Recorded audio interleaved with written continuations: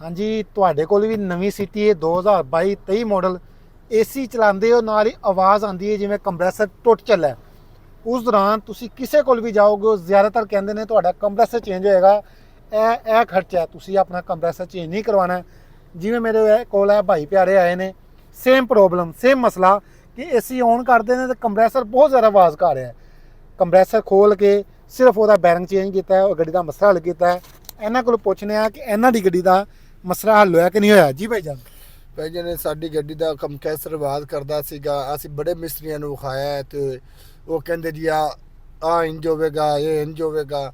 ਬਿਲਕੁਲ ਨਹੀਂ ਜੀ ਸੈੱਟ ਹੋਇਆ। ਅਸੀਂ ਇਹ ਭਾਈ ਰਣ ਕੋਲ ਆਏ ਆ, ਇਹਨਾਂ ਨੂੰ ਦਿਖਾਈ ਹੈ। ਇਹਨਾਂ ਭਾਈ ਨਾਲ ਖੋਲਿਆ ਕੰਪਰੈਸਰ, ਭਾਈ ਰਣ ਨੇ ਬੈਰਿੰਗ ਦਿੰਦੇ ਚੇਂਜ ਕਰਵਾਏ ਨੇ ਜੀ।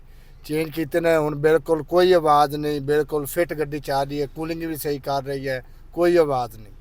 किसी भी भाई को होंडा सिटी गड्डी है न्यू मॉडल, एसी चलाते ही आवाज़ आती है, गूगल में सर्च करें आप आफाक कार एसी, आके अपनी गाड़ी का मसला हल करवा सकते हैं। ओके।